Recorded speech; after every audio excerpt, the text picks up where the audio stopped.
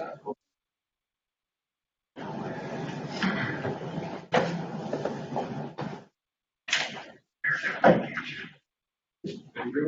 right.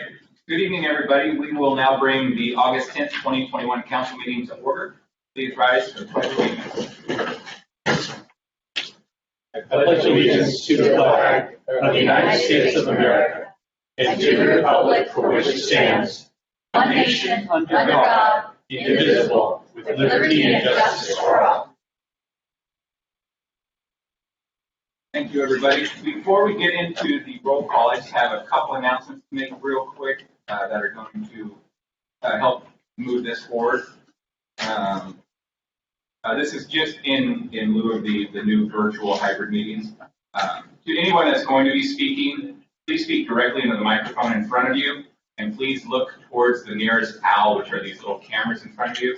They are voice activated, so they pick up the closest audio and turn the camera. So if you're looking down and reading, it's not going to really pick you up, and we've been having some issues with recordings of that.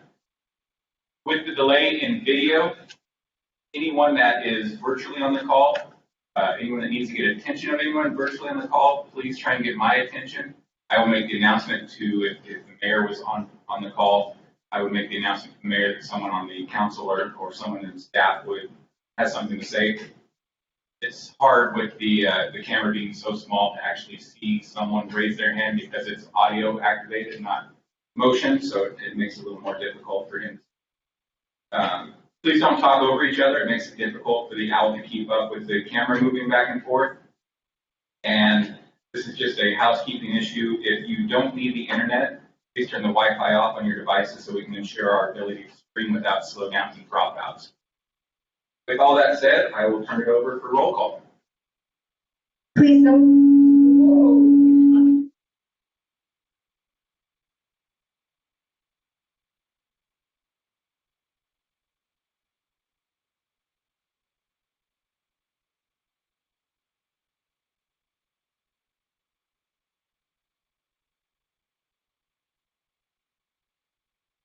note for the record that Mayor Johnson is not in attendance tonight. Deputy Mayor Evans? Here. Councilmember Carter? Here. Councilmember Dole? Here. Councilmember Ishmael? Present.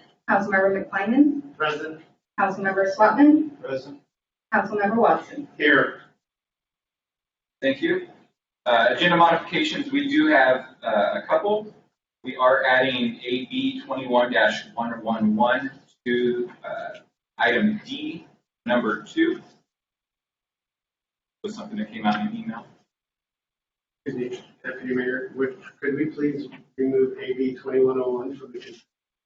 I'm getting to that point. Agenda modification number 2 is pulling the item A from consent agenda, the approval of corrected minutes. That will be moved to full council discussion item B. And the second one will be removing AB 21-101, Resolution 2963, item E on the consent agenda, moving that to full council issues item C. Is that the one you? Yes, okay. thank you. Yeah. With no other agenda modifications, we'll move on to item D, announcements, appointments, and presentations. Deputy Mayor, this is Agenda Bill 21-103. The council motion would be to authorize ratifying the mayor's reappointment of Grant Sullum, Debbie Strauss-Boyd, and Craig Sarver to the Planning Commission, David Colbeth and Paul Weber to the Design Commission, and Ryan Seeberger and Tyler Howard to the Parks Commission, all with terms ending April 6th of 2024, and appointing Jessica Benyon to the remaining term of position 1 on the Planning Commission, expiring on April 6th, 2023. So moved. Moved and seconded. Any discussion on this?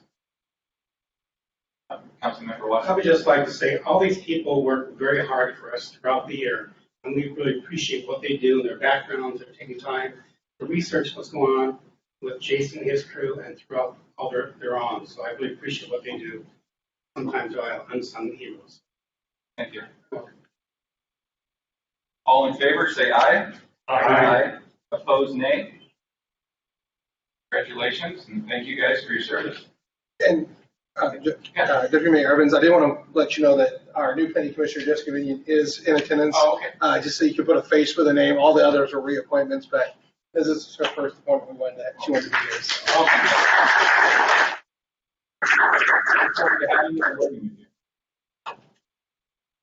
Moving on to number 2, AB 21-111. This is Agenda Bill 21-111. The motion would be to authorize the mayor to sign a resignation agreement with Haley Harbor, Deputy City Attorney. So moved. Second. All right, moved and seconded. Do we have any discussion? I think we all want to say no to this. Yeah. I'll let say something. I would just like to say thank you to here. I'm very sad to see her go, and I hope that we can steal her back at some point. But yeah, that's really all. Thank you. Trading, we're only trading you. We're not, we're not a free agent. Don't get too comfortable. I like the reference. Deputy Mayor. Yes, sir. I'd also like to say, since I've been on the council, he has been a resource for so many things. Such a hard work in helping us. Such a real asset to our legal system here. The people come to his courtroom, make it easier for them. So this is going to be a big poll, have to fill. Fortunately, it'll be close by when you say Heidi once more. Thank you, Mandy, for all you've done for the city of Lion Lake. Thank you. Yes, Councilmember Hines. Yes, Deputy Mayor, I'd like to emphasize what the other council members have said. My first few meetings on the Public Safety Committee, I had questions, and Bailey not only educated me, she actually was earnest about trying to understand where my questions came from, and she gave me really great answers. Quick action initiative, but I really appreciate it. Thank you.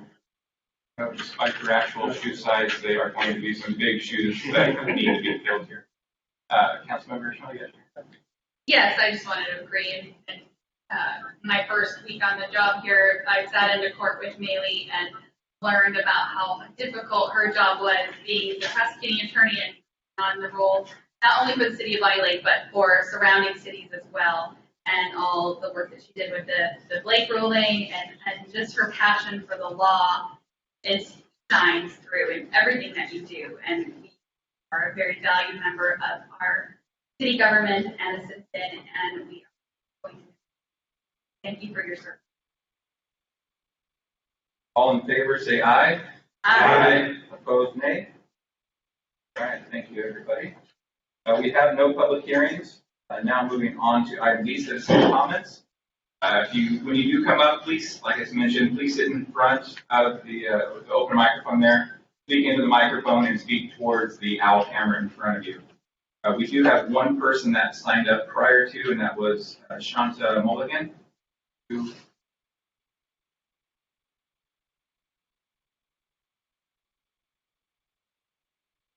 you please state your address too? Thank you. Yes, my name is Shanta Mulligan. I live on 68th Street in Bonnie Lake. And I just wanted to thank you for meeting in person and getting the owls situated so citizens can participate. It seems like you're all very interested in getting citizens to participate in council. So thank you very much. I showed up at the July 27th meeting ready to speak to the proclamation issue and was told that I didn't sign up in time. And so I hope that the communication on the website will be amended as to when citizens can make comments, whether they have to sign up or whatnot.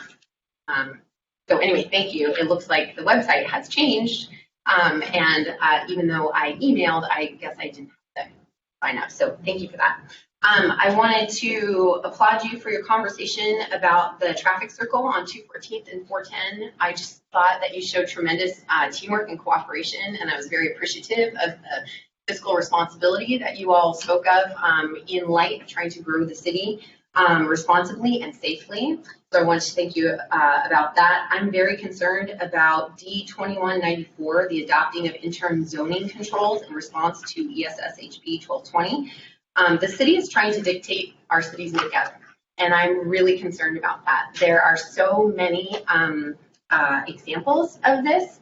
I have a friend who lived in Mill Creek who saw her community just get ravaged by different types of housing that was making them implement. I'm concerned about our police.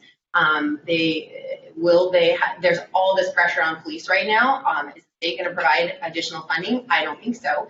And are they going to be supported by the community? I'm very concerned about the pressures that they'll feel. So Curiosity, I wanted to speak to the proclamation a couple weeks ago, but didn't sign up. Curiosity is kind of my theme right now. It's a curious word. It's defined as a strong desire to know or learn something. Curiosity is the name of a Mars rover. It's the name of an inquisitive monkey in a beloved children's book. And Albert Einstein said, "I have no special talents. I am only passionately curious." And that is what I want to be, all three of those. Exploring, kind and lovable, hopefully endearing, but passionately curious like Einstein. So I'm curious as how did so many members of our community get access to the citizen emails that were stated last time? It seemed like they were talking about hateful emails, and I was very concerned about that. I was concerned that it seemed like our city was made up of hateful people instead of really good people. How did they get the emails? I'm curious, Mr. Evans, you stated at minute 40 of the July 20th workshop that this issue is not political, and I'm curious as to why you think that, because the LGBT movement page on Wikipedia, the definition says, quote, "It's a social movement made up of a wide range of political activists." So yes, I want to, my personal stance is I love everybody, but I should be allowed in an ordered society to have my own beliefs and my own thoughts. If I'm not harming someone, I should not be called bigoted or have my free speech in my concern about a proclamation be veiled as something Pablo mentioned as, quote, disgusting rhetoric. He said, disgusting rhetoric doesn't have a place in society, and I am curious, when will my beliefs be considered disgusting rhetoric? When will my beliefs not be welcomed in a polite society? I think we should have these discussions, and we should have them passionately and love members of our community, but I am concerned. We need to unite as Americans and as citizens and humans, not just part of one community or another. I'm very concerned at the underlying Marxist principles that are under dividing our society. So, so I leave you tonight where I'm curious. Will the pride flag fly on the City of Bonnie Lake building in July, right? Because that might, in a political movement, that might be the next movement or the next request. And I'm also wondering if the Nazarene Church on Myers Road, the sign was vandalized during Pride Month for something they put on there that I didn't think was mean, but there was a rainbow sticker over their broken sign, and I'm wondering if they reported that as vandalism. So, you know, when, yeah. I would just like you to contrast the tone of comments from Ron Crawford versus some of the other comments that were saying, you know, if you don't speak up, it speaks volumes just as loud as the hateful words that were written. Thank you for your time. Thank you. Anyone else to go to the order? You have 5 minutes. Please state your name and address.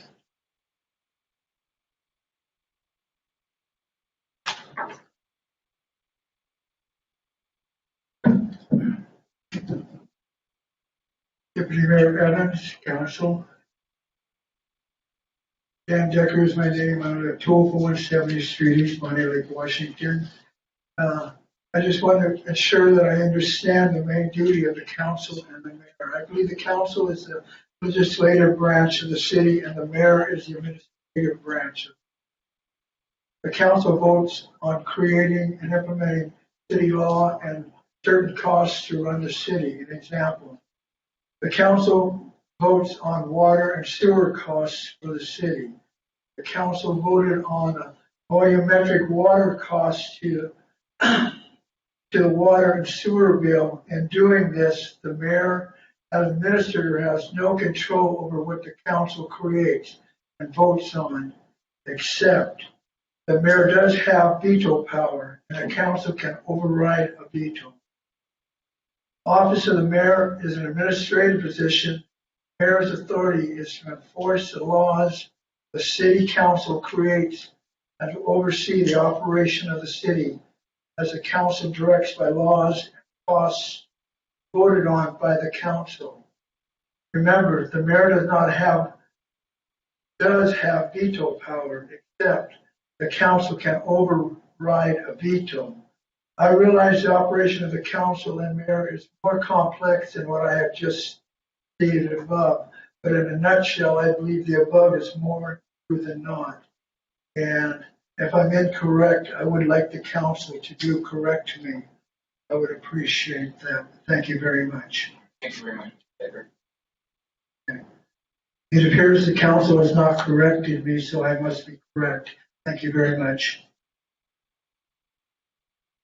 Anyone else for the good of the order? Thank you, everybody. Moving on now to item C, correspondence. We have none. Moving on to council committee reports. Finance committee did not meet tonight. We will meet in 2 weeks at 5 p.m. upstairs on the second floor. Community development committee. Deputy Mayor, thank you.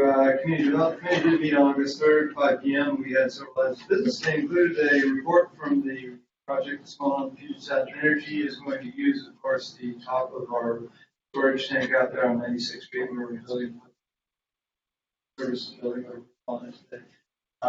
For a solar project, lots of roof space there that's completely unused, will never be used by works or anything, but it's a great place to put solar panels. It's not funded by the city. It's completely a Puget Sound Energy project, so they're doing it on their own just to basically get kind of brownie points out in the world.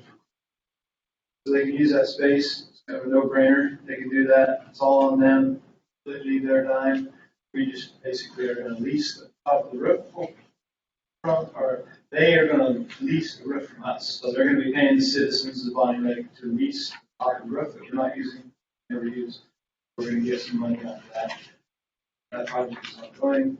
It'll be before you as a lease agreement here in the next few meetings. Also, resolution for the construction of the Fennel Creek Trail.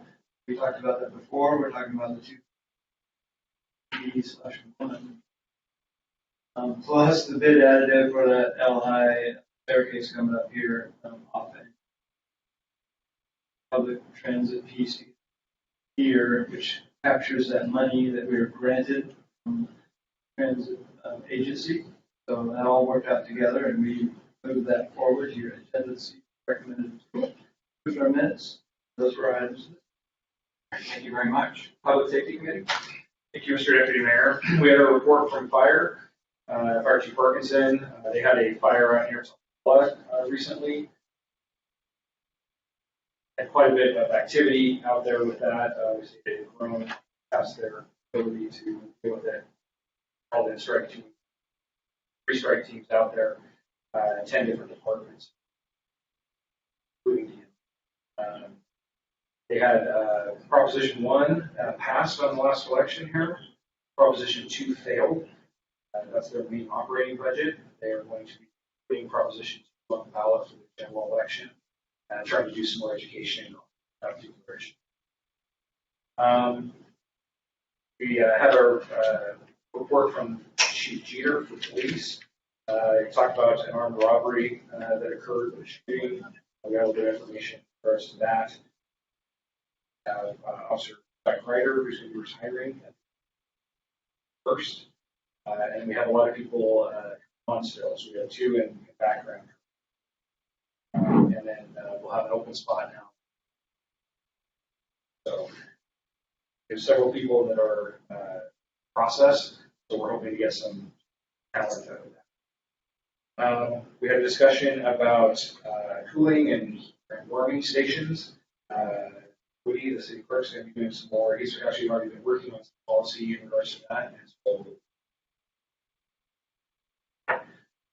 so And we approved our minutes. So we also had a discussion in regards to boating safety. Citizens, boats that are on the lake, number of people, and heading through visitor place between Interlake and Inlet Island. So we talked about some possibilities of things. That concludes the presentation. All right, thank you much. Any other reports? All right, seeing none, moving on to the consent agenda with the removal of item A and item E as amended. Do I have a motion to approve? So moved. Second. All right, moving second. Any discussion? Seeing none, all in favor say aye. Aye. Opposed, nay. Thank you. There are no finance committee issues, community development issues, or public safety issues. On to full council issues, item A. This is item A, which is resolution 2962.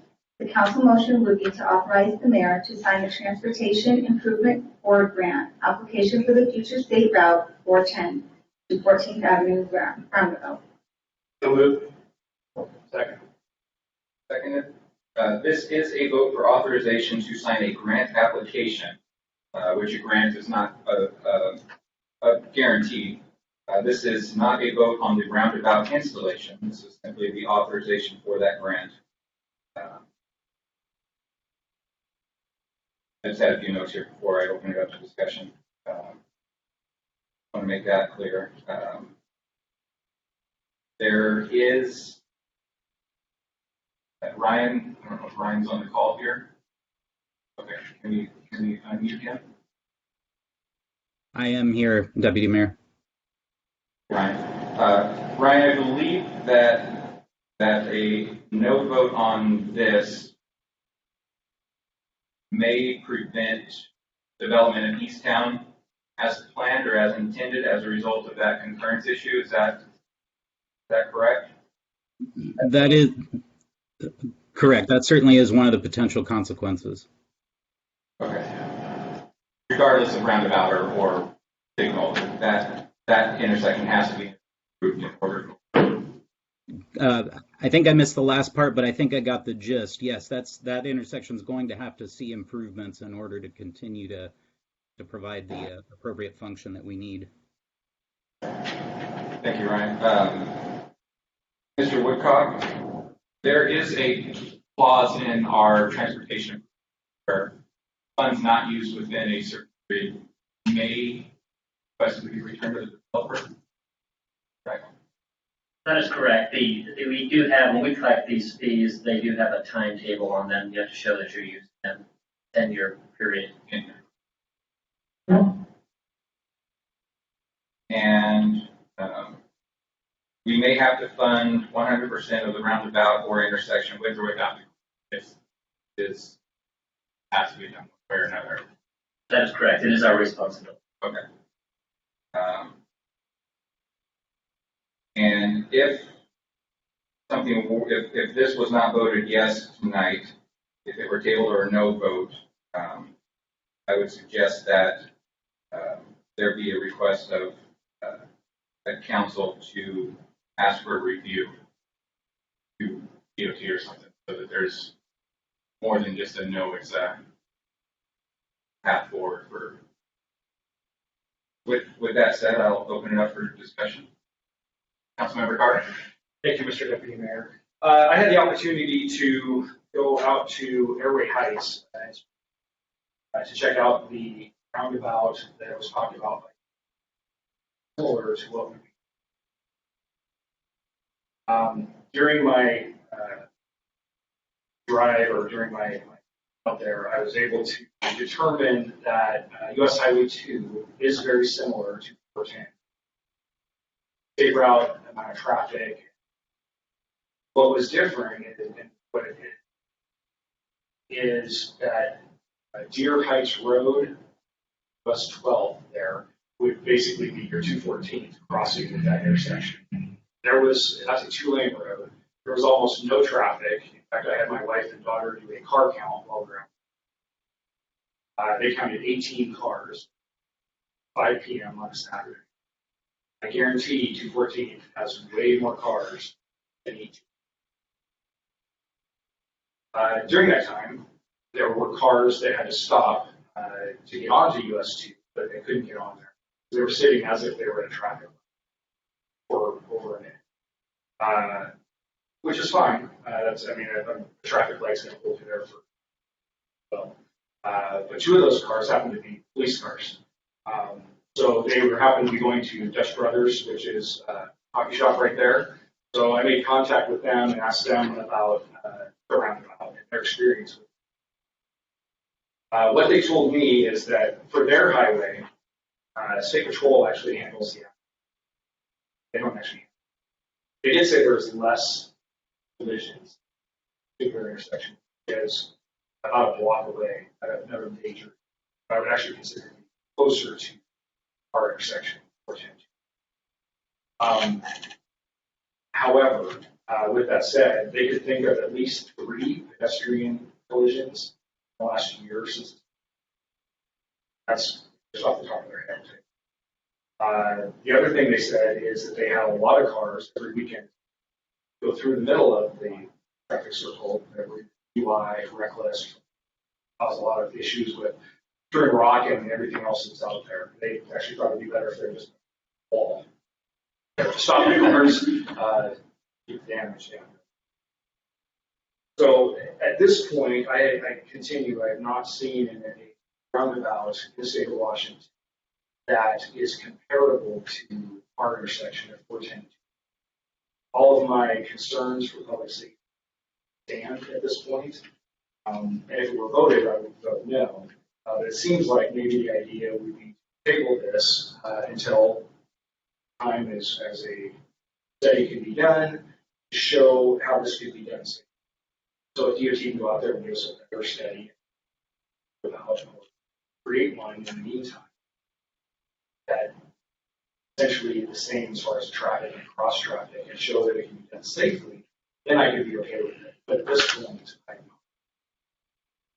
So I'll let everybody else speak, but I probably think I should. Okay. Well, are you making that motion, Mullen? Sure, I'll make the motion. Okay. With that motion, can I still ask, or are people still able to talk? Or No. do I ask? No. Well, can I ask a clarification on the motion? Are you making a motion to table it to a specific meeting or just to take it off the agenda? It would be to take it off the agenda, but also if it doesn't give everybody else a chance. So I'd rather let people speak to it and then we can. Okay, so maybe we'll just move ahead with discussion for now. Okay. Member Watson? Thank you, Deputy Mayor. The staff has worked diligently for many years with the state, on what the right thing for us to do out there. I realize we all have a lot of concerns going around, including myself. We need to get traffic moving through an intersection. Adding a light to it, more lines, put more lines in there is not going to improve the problem. The state has evaluated this the best way to keep them moving, and I really am disappointed that this has gone back and forth so many times. We are not the experts.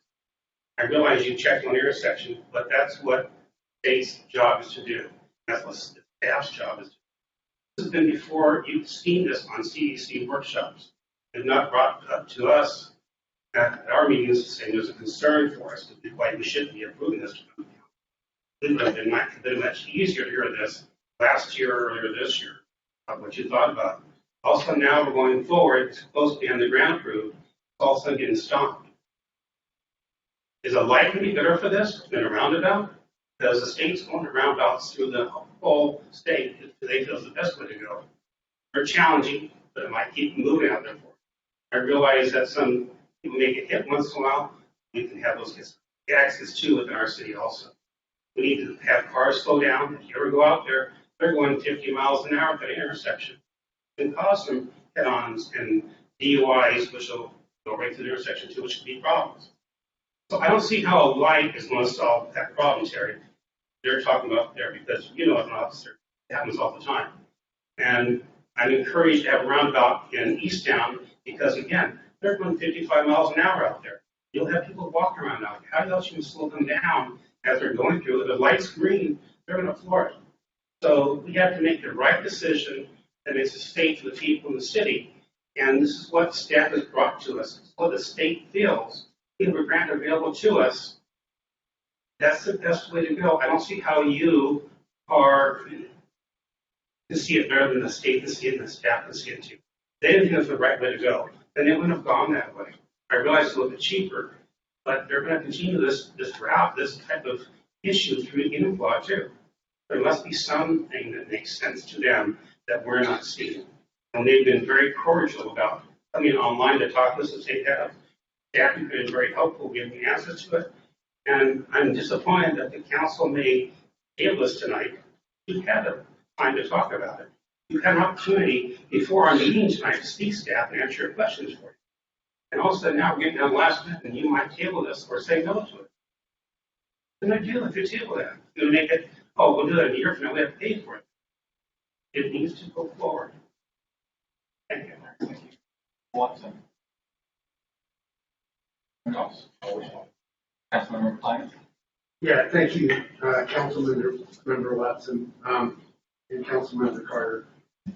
We requested the report from the state last week regarding the analysis that confirmed the traffic flow. I'd like to point out that that report was based on data from 1998. I would like to point to the council that we are in 2020. 20 years have gone by. If that report was so valuable in 2000, why don't we have a roundabout for Costco? Why don't we have a roundabout at right out here by Dairy Queen? That report was around then. What has changed the state's mind? I'm a victim of the Washington State Department of Transportation. I commute to Seattle every day. I can tell you numerous bad decisions that I think the State Department of Transportation has made. Why? I don't know. I'm not going to hesitate to ask. It could be because they're using a study that's 20 years old to make their decision. I'm not sure, but if that's the best study they can give me, then I have reason to concern. I supported this measure when I first got here a little over a year ago because it was supposed to be a $2 million cost savings, and because the public safety concerns of reducing the head-on collision. I am currently still wondering. I don't have a problem with the roundabout. You know, I think there's maybe places there. If you tell me that the state has done their homework, I'm going to tell you I find it hard. I have very little faith in Washington State ability to do homework. I've run into many times the bureaucracy that they turn in incomplete homework, and this I think is another. I'm concerned that there's now a policy decision that we're going to move the roundabouts. I just would like to see some real facts to say that they're effective. Right now, if you look at the study, the R-squared analysis in there and their simulation would show that if you make no change at all, the roundabout the added roundabout, it's going to slow traffic based on no change at all. The only time that they could prove the effectiveness of a roundabout in that study was when they added additional lights and they added those lights into their simulation. So it's hard to understand, you know, is there going to be value? The other thing that council needs to consider is that we are going to slow traffic down with adding roundabouts. There's just no way around it. So is that what we want to do? Is that an effective solution? That I don't know. It may be because we're going to put in light industrial. You're going to have trucks, and currently it looks like it's not a bad solution if we have a chain of roundabouts that allows trucks to turn around on 410, which right now divided highway in certain places they can't do that. So then you'll have to consider alternatives to that for trucks instead of going all the way down to turning around and coming back to So there are advantages, disadvantages. Bottom line is, I'm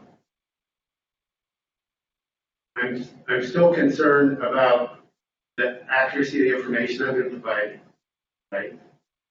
I don't feel like it's accurate. So if you ask me why am I changing my mind, because at this point in time, I'm not sure I've really heard accurate information regarding the subject. In general, I support the roundabout because I'm a mathematician, not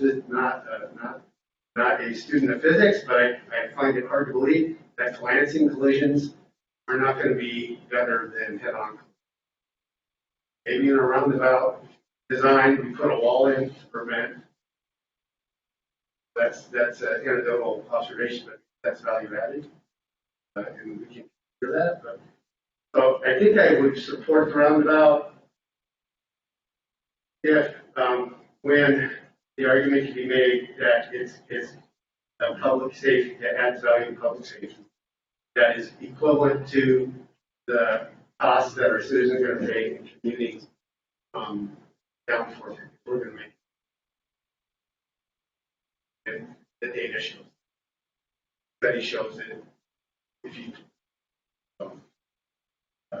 right now, unless somebody can tell me that not a public that an advantage of public safety, public.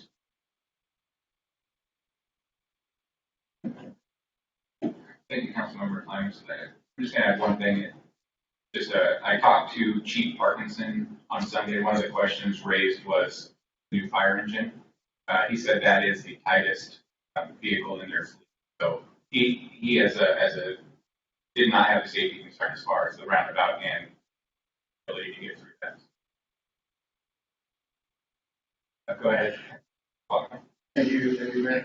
I would just like to thank, Councilmember Carter that actually did a lot of work in physically going out there and trying to find that. He's talking about roundabouts.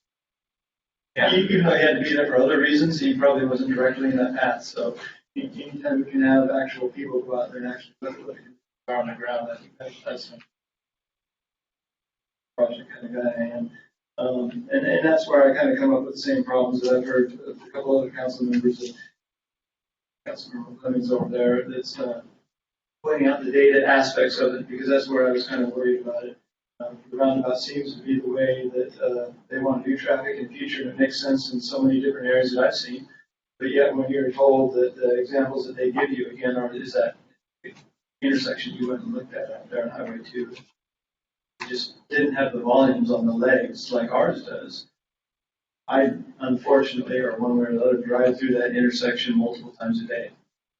But then I just don't get how that works in a roundabout, because I've driven through a lot of other roundabouts and drive through other roundabouts too, so I can't physically match the two up because there's so much traffic on so many legs of that intersection at the time that getting into the roundabouts, it's just hard for me to get my head around how that's going to work there.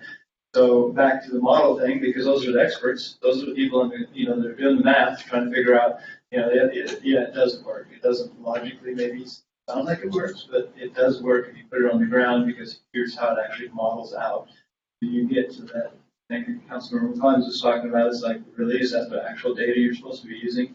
Because, when they had the state here and I was looking at the intersections that they throw out as examples, I keep saying, you've got to be kidding me. They identified that intersection up at Highway 20 in Anacortes. Guess what? Another intersection I go through all the time. I get around. It's not even anywhere near comparable to ours, because it's actually a three-legged intersection with a bypass on it. So why is somebody presenting us with an intersection that's like, oh, go look at this one, it's like ours, when it's not anything like ours, which leads me to the fact of, not doing their homework.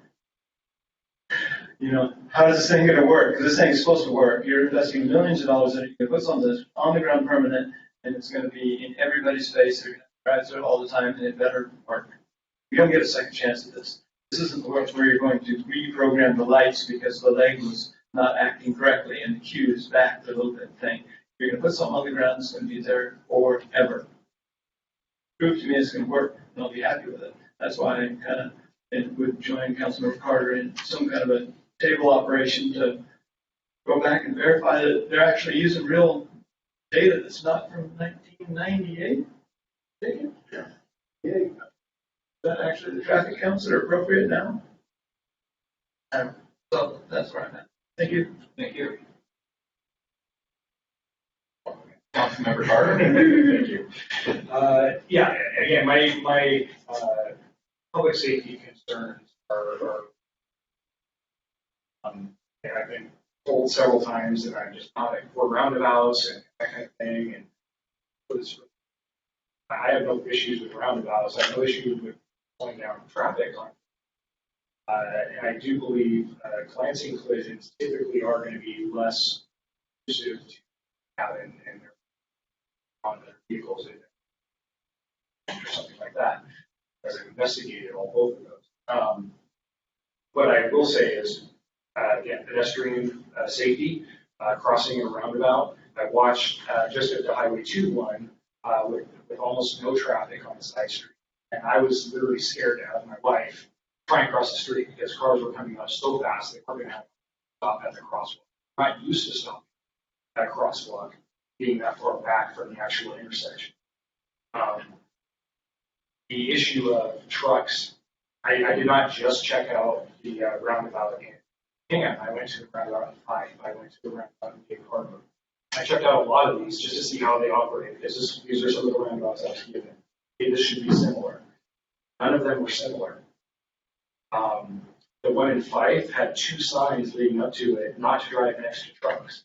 We're going to have more trucks as the light industrial area. They're going to become, how you can't have cars that can't drive next to because the trucks have to straighten out that intersection. You have to take out both lanes. The amount of traffic that occurs on 14, you're going to have a difficult time if you're on 214, unless you're turning right, getting into the. There's just so much traffic. That's what I saw too. So the issue of how do vehicles interact with trucks? How do emergency vehicles interact? It's like the ladder truck can get through there. That's good. So concerned about how I believe they interact with traffic through there. They're going to have to get out of the intersection soon, right? Yeah, pull right for sirens and lights, right? So there's some issues there still to deal with. And that's not to say that it can't be done. Again, I just want to see it first. Some of the modeling from traffic engineers I've seen used to say on 7 and 5 that putting an on-ramp and an off-ramp at the exact same spot was a good idea. So just because they say it's a good idea and it worked out in the modeling does not necessarily mean it's a good idea. It needs to pass this. And this doesn't.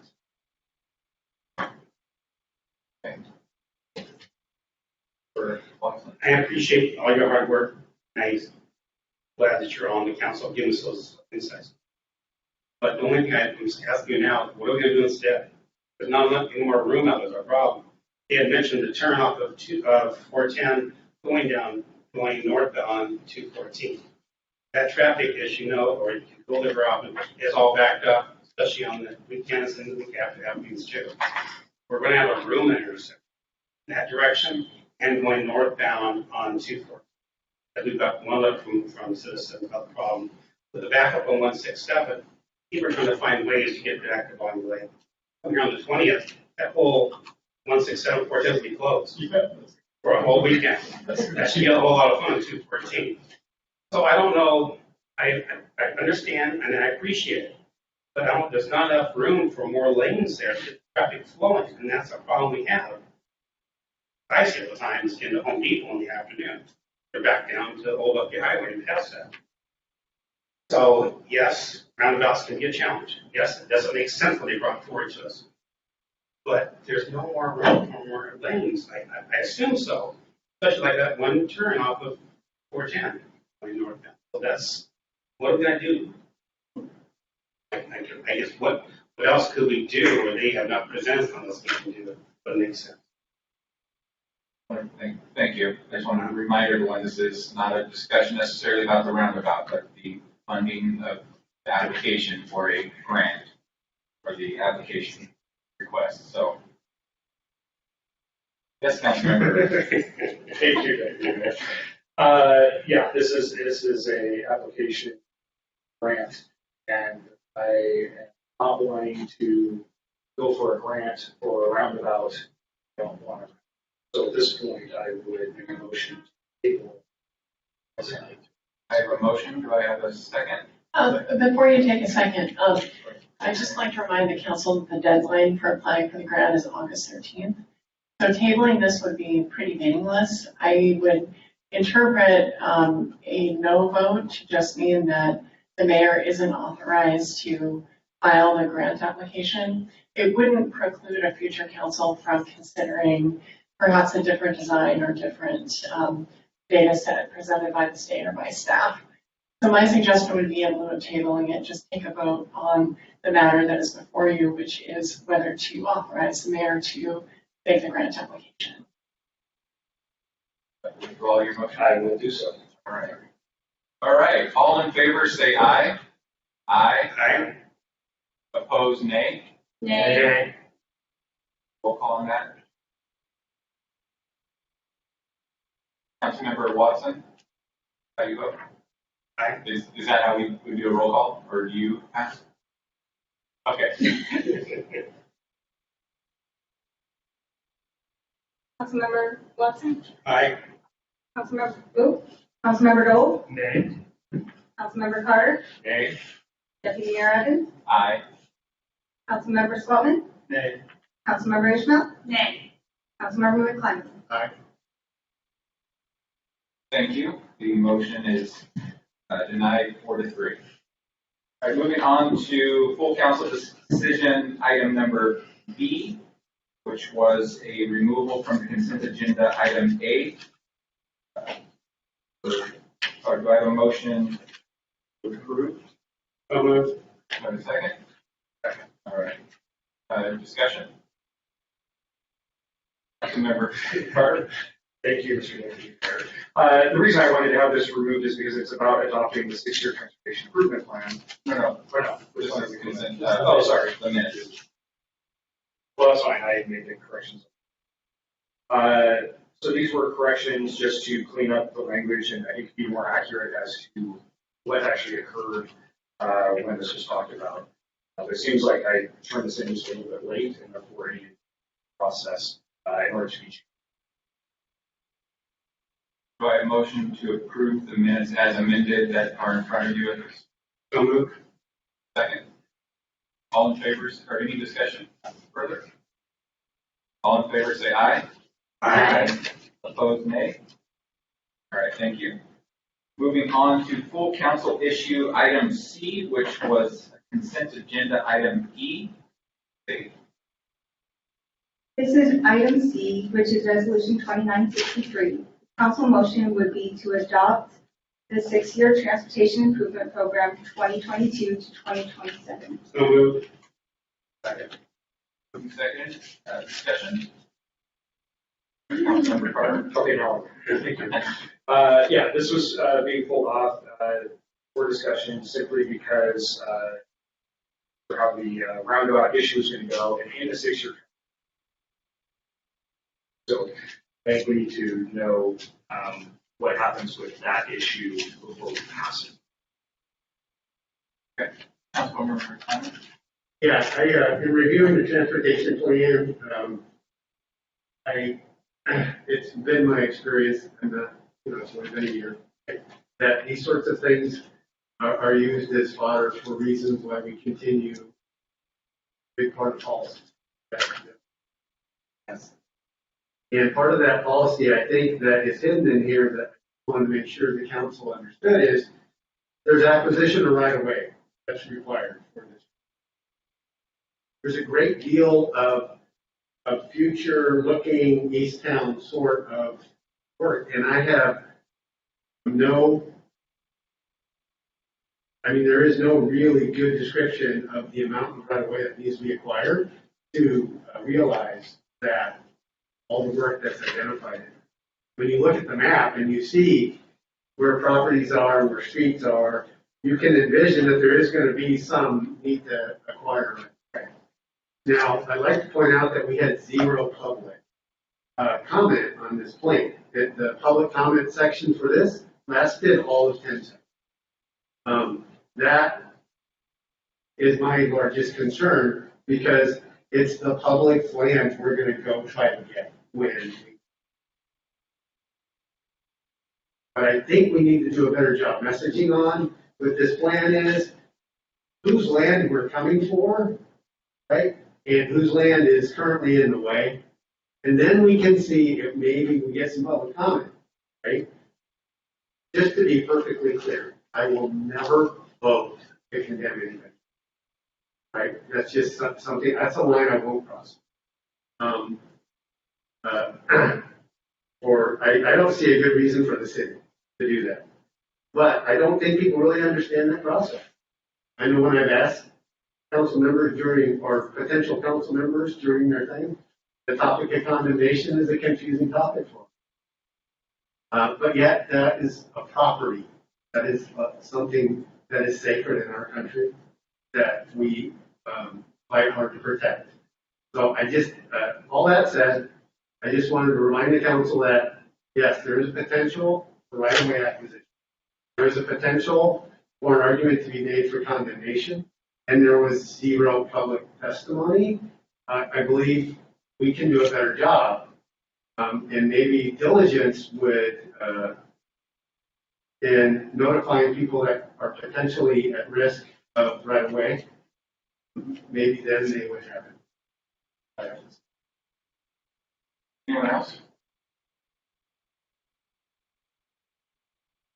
Moving forward to the vote. All in favor? Yeah, go ahead, Commissioner. Do we have an answer as far as, can we get an answer? I was just asking about it and about the roundabout issue and how that affects the transportation plan. Jason Sullivan.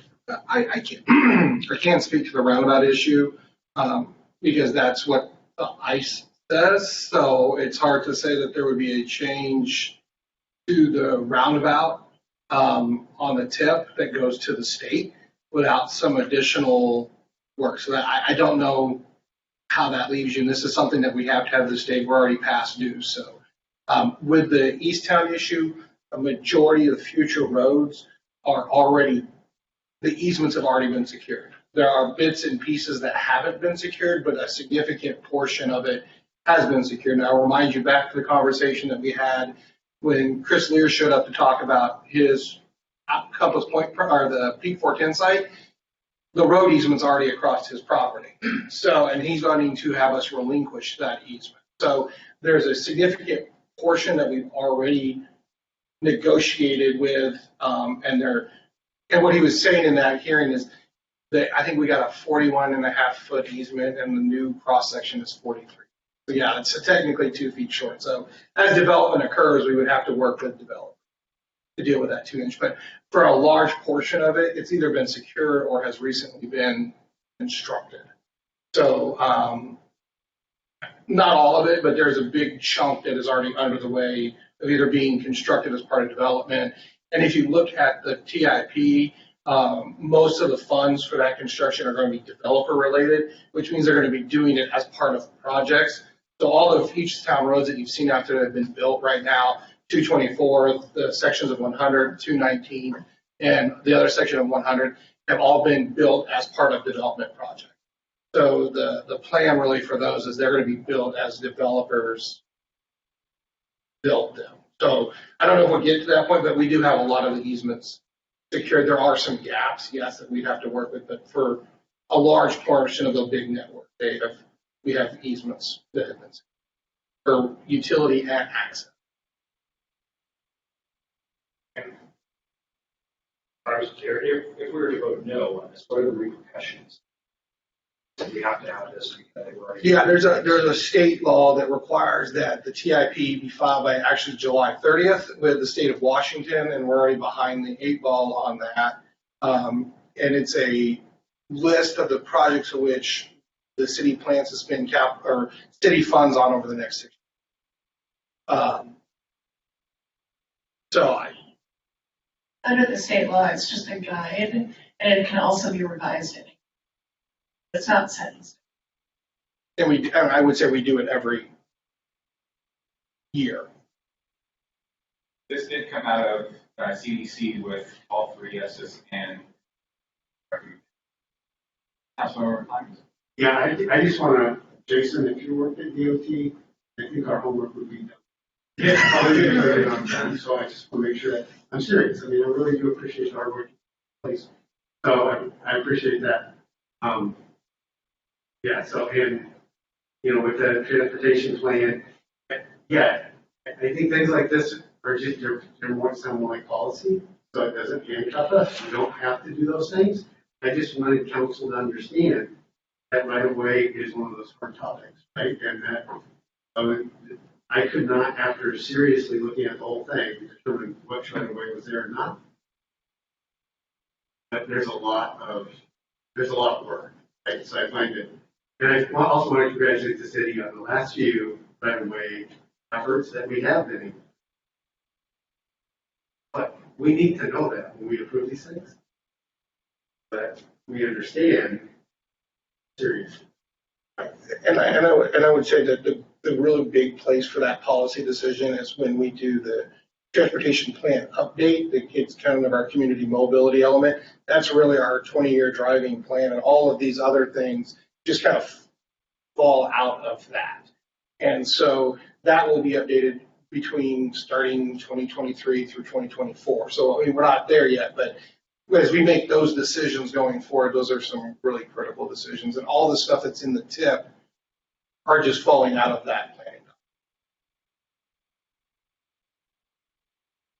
Right. All in favor, say aye. Aye. Opposed, nay. All right, we have no executive session. All right, this meeting is adjourned. Thank you, everybody.